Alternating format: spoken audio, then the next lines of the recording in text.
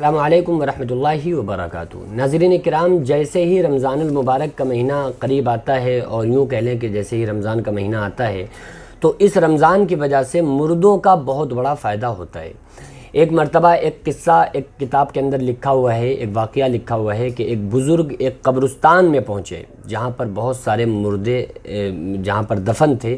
ان کے پاس وہ بزرگ اس قبرستان میں تشریف لے گئے اور جا کر 3 مرتبہ انہوں نے سورہ اخلاص قل هو اللہ احد پڑھا، اور وہ ایصال ثواب ان قبرستان والوں کے، ان مردوں کے نام کر دیا۔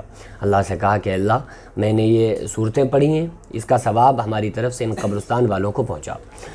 تو اس کے بعد دوسرے بزرگ نے خواب میں دیکھا کہ وہ جو مردے ہیں وہ اپنے قبر سے باہر آتے ہیں اور آنے کے بعد کسی چیز کا بٹوارا کرتے ہیں، کچھ آپس میں بانٹتے ہیں اور پھر وہ اپنی قبروں میں چلے جاتے ہیں۔ تو انہوں نے پوچھا کہ بھائی آپ لوگ کون ہو اور یہ کیوں جھگڑا سا کر رہے ہیں، آپ لوگ کیا بانٹ رہے ہیں اور آپس میں حصہ بانٹ کر رہے ہیں، یہ کیا چیز ہے اور آپ کون لوگ ہیں؟ تو ان لوگوں نے بتایا کہ میں اس قبرستان کے ہم لوگ رہنے والے ہیں، یہ ہماری قبریں ہیں اور ہم لوگ اسی قبرستان کے ہیں سب۔ کہا تم لوگ یہ تقسیم کیا کرتے ہو، آپس میں بانٹتے کیا چیز ہو؟ کہا ایک بزرگ آئے تھے اور انہوں نے آ کر ہمارے لیے 3 مرتبہ سورہ اخلاص، اللہ کا کلام قل هو اللہ احد اللہ الصمد لم یلد ولم یولد ولم یکن لہ کفوا احد، اس کو پڑھ کے میرے لیے ایصال ثواب کیا تھا۔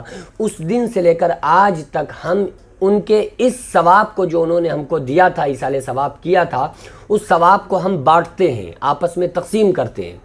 لیکن ہم وہ روزانہ صبح سے ہم اس کو بانٹنا شروع کرتے ہیں، شام ہو جاتی ہے، پھر دوسرا دن آتا ہے، ہم پھر صبح اپنی قبروں سے باہر آ کے حصے بانٹ کرتے ہیں، پھر شام ہو جاتی ہے، پھر ہم قبروں پہ چلے جاتے ہیں، لیکن ہم اس کو حصوں میں تقسیم نہیں کر پا رہے ہیں۔ یعنی اتنا زیادہ ثواب ہے کہ ہم اس کو روز بانٹتے ہیں لیکن وہ بٹ نہیں پاتا ہے، وہ تقسیم نہیں ہو پاتا ہے۔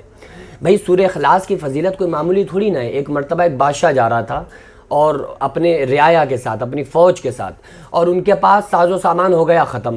تو وہ ایک بزرگ بیٹھے ہوئے تھے، ان سے جا کر کہا کہ بھائی آپ ہماری ہیلپ کر دیں، آپ ہماری مدد کرا دیں، اپنے محلے سے، اپنے گاؤں سے، ہم بادشاہ ہیں، ہم آپ کو اس سے ڈبل دے دیں گے کیونکہ ہمارے پاس اس وقت ساز و سامان ختم ہو گیا ہے، اب ہمیں اپنے وطن تک واپس جانا ہے۔ تو انہوں نے کہا کسی سے چندہ کرنے کی ضرورت نہیں ہے، تم ڈیلے، مٹی، پتھر وغیرہ، ان بزرگ نے بادشاہ سے کہا کہ جمع کرو۔ بادشاہ نے تمام ڈیلے اور مٹی اور پتھروں کو جمع کیا۔ ان بزرگ نے 3 مرتبہ سورہ اخلاص پڑھا، قل هو اللہ احد پڑھا، وہ ساری کی ساری مٹی، سارے کے سارے پتھر سونا بن گئے۔ بزرگ نے کہا کہ جاؤ اور جا کر اس کو خرچ کرو۔ وہ بادشاہ لے کر کے جاتا ہے، اس کو خوب خرچ کرتا ہے، لیکن لوگوں نے منع کیا کہ اے بادشاہ اگر اس طرح سے تم اس کو خرچ کرو گے تو یہ بھی ایک دن ختم ہو جائے گا، پھر کیا کرو گے؟ اس نے کہا کوئی ٹینشن کی ضرورت نہیں ہے، جتنا سمجھ میں آئے اتنا خرچ کرو۔ اس نے خوب اس کو خرچ کیا۔ پھر ایک دن ایسا آیا کہ وہ ساز و سامان جو سونا چاندی تھا سب ختم ہو گیا۔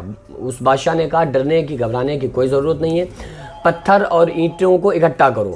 تو جیسے ہی پتھر اور اینٹیں اور ڈیلے اکٹھا کیے گئے تو اس بادشاہ نے کہا کہ بیٹھو سب لوگ، اور اس نے 3 مرتبہ سورہ اخلاص پڑھی قل هو اللہ احد، لیکن وہ مٹی کی مٹی رہی، ڈیلوں کا ڈیلے رہے۔ اس کے بعد اس بادشاہ نے 3 مرتبہ نہیں 3000 مرتبہ سورہ اخلاص پڑھ دی، لیکن کوئی فرق نہیں، وہ مٹی کی مٹی رہی۔ وہ فوراً بادشاہ دوڑا آیا اور کہا، ان بزرگ سے کہا، پوچھا کہ یہ بتائیے بابا اللہ کا کلام ایک ہے یا 2 ہیں؟ کہا بھائی اللہ کا کلام تو ایک ہی ہے۔ کہا تو پھر یہ بتائیے آپ نے 3 مرتبہ سورہ اخلاص پڑھا تو سونا بن گیا، ہم نے 3000 مرتبہ پڑھا لیکن وہ تو مٹی کا مٹی رہا، وہ سونا ہی نہیں بنا۔ تو بزرگ نے کہا کہ بیٹا اللہ کا کلام تو ایک ہے لیکن زبانیں 2 ہیں۔ تو وہ بزرگ نے پڑھا ہوا تھا تو ان کے لیے وہ بہت زیادہ ان لوگوں کے لیے تھا جو قبروں کے اندر تھے، جو اس کے اندر مردے تھے، ان کے لیے بہت تھا، کیونکہ پڑھنے والا کون ہے؟ بزرگ ہیں۔ اچھا اس پر لوگ اعتراض بھی کرتے ہیں کہ بھائی یہ کہاں ہے، کہیں نہیں ہے، یہ سب کچھ لوگ اس طرح کی باتیں کرتے ہیں نا۔ تو یہ فضائل کی آپ کتابیں پڑھیں گے نا تو اس میں اس کے دلائل ملیں گے، اور میں اکثر دلائل دیتا ہوں کہ ایصال ثواب کرنا، مردوں کے لیے پڑھ کے ان کو بخشنا، اس کے دلائل حدیث میں موجود ہیں۔ تو مردوں کا رمضان میں بہت بڑا فائدہ ہوتا ہے کہ مردوں کو بہت زیادہ ان کے لیے دعائیں بھی کی جاتی ہیں، دعائیں مغفرت کی جاتی ہیں، اور ان کو بہت زیادہ ایصال ثواب بھی کیا جاتا ہے۔ تو اس لیے ان کا بہت بڑا اس میں فائدہ ہوتا ہے۔ ہم لوگوں کو چاہیے کہ ہم جب رمضان میں دعائیں مغفرت کریں تو اس میں اپنے ساتھ اپنے جو مرحومین ہیں اور جتنے بھی لوگ مسلمین مسلمات مؤمنین مؤمنات پوری کائنات میں جتنے بھی لوگ اس دنیا سے رخصت ہو چکے ہیں ان سب کے لیے ہم لوگوں کو دعائیں مغفرت کرتے رہنا چاہیے۔ دعا کریں اللہ تبارک و تعالیٰ تعالیٰ ہم تمام لوگوں کو شریعت مطہرہ کا پابند بنائے اور آنے والے رمضان المبارک میں توبہ کرنے کی، روزے رکھنے کی اور خوب خوب قرآن پڑھنے کی، اللہ کی عبادت کرنے کی اللہ تعالیٰ توفیق عطا فرمائے۔ وما علینا الا البلاغ۔ السلام علیکم ورحمۃ اللہ وبرکاتہ۔